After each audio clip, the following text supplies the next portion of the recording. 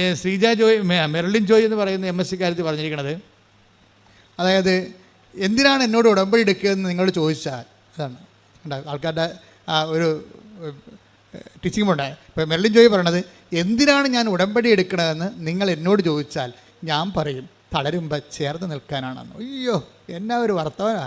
തളർന്നു കഴിഞ്ഞാൽ ചാരി നിൽക്കുമ്പോൾ എന്ത് സംഭവിക്കണത്? അതിന് വിശ്വസ്തതയാണ് നമുക്ക് ആവശ്യം.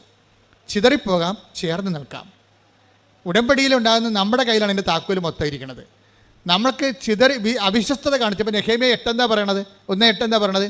നിങ്ങൾ ചിതറിപ്പോയി. കാരണം എന്താണ്? എന്നോട് നിങ്ങൾ ചേർന്ന് നിന്നില്ല, അവിശ്വസ്തത കാണിച്ചു. പ്രാർത്ഥിക്കുക, കർത്താവേ, ഉടമ്പടിയിലൂടെ അങ്ങയുടെ വചനത്തോട് അത് പാലിച്ചുകൊണ്ട് വിശ്വസ്തത കാട്ടി ചേർന്ന് നിന്നുകൊണ്ട് ബലം പ്രാപിക്കുവാൻ എന്നെ സഹായിക്കണമേ.